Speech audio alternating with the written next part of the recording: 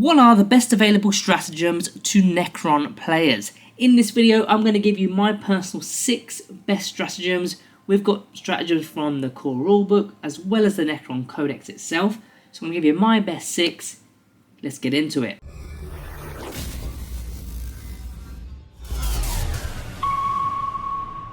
Number 1, I'm going to be going with Cosmic Precision. Now this is from the Hypercrypt Legion detachment, and you basically can deep strike in 3 inches away from enemy models. Normally your deep strike is 9 inches, and it actually works on units that don't even have the deep strike ability.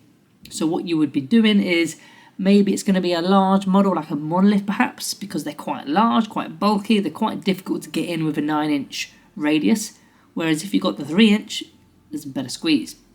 There's also units for the scare tactic if you're using the Catans, the Void Dragons, Nightbringers, and so on. They can also be using it. Now they've got to have been hyper-phased in your opponent's previous turn in order to do this, unless they've got a natural deep strike. So don't forget to hyper-phase them out in your opponent's turn. There's other units you can in fact use with this stratagem, which is really cool. Units that can move after shooting. There's a couple that come to mind. The first are Tomb Blades. Tomb Blades, you can obviously use the Cosmic Precision stratagem. You're then going to shoot, and then you're going to move, and that could be onto an objective potentially. Also, it's going to work with Chronomancers. Chronomancer leading any unit that it can lead. Immortals spring to mind there. You can take your 20 shots, whether it's the Tesla Carbines or Gauss Blasters.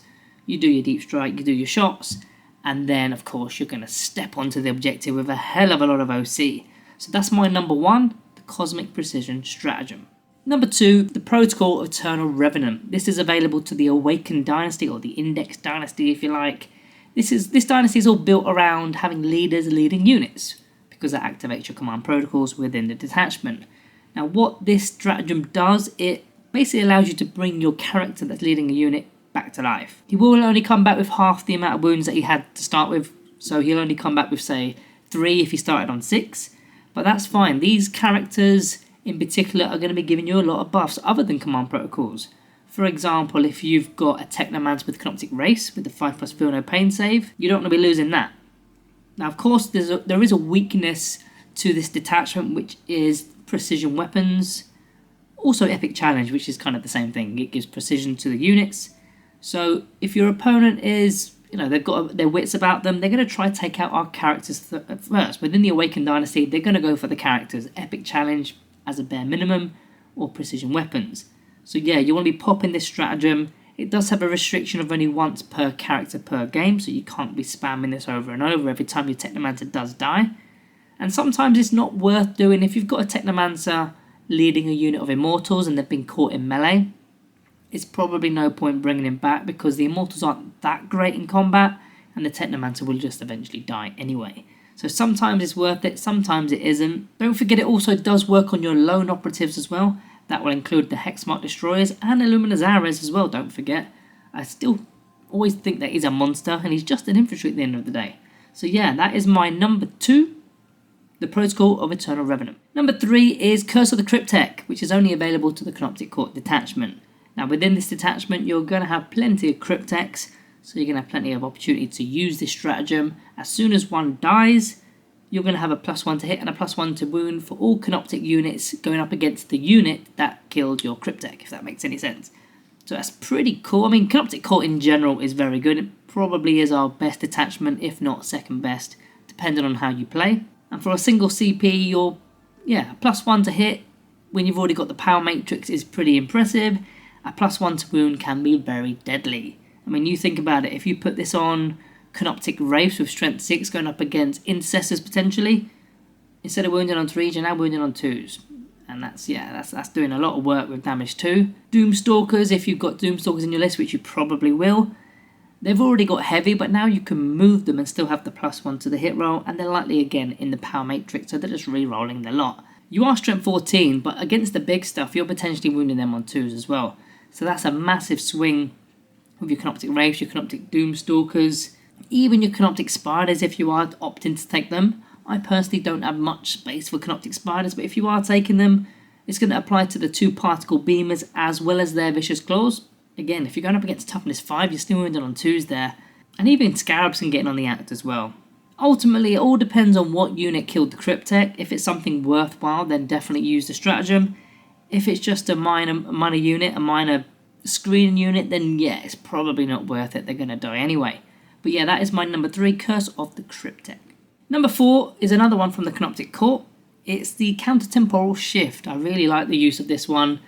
And effectively, you select your Canoptic unit within your opponent's shooting phase, and you give them lone operative. They've got to be within 12 inches effectively to be able to shoot the unit. If they're not within 12 inches, they cannot target that unit. So that's going to be fantastic against, well, Canoptic Wraiths again, Canoptic Doomstalkers again. If you've got some really important Canoptic Scarabs doing, potentially deploy teleport homers behind enemy lines.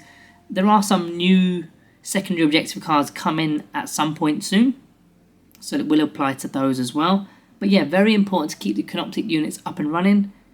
Wraiths in particular, I think, is important because they're already very durable with a Technomancer anyway, with a 4+ invulnerable save, 5+ feel no pain save. On top of that, you're bringing the models back with reanimation protocols, the Technomancer's healing ability. They're already extremely durable, but now taking away the fact that your opponent can't even shoot at them, that's huge. That's really big.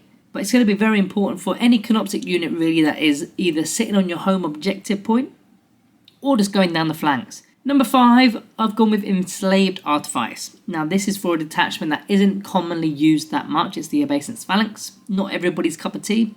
It's the Overlord, Triarch, Lichguard detachment effectively.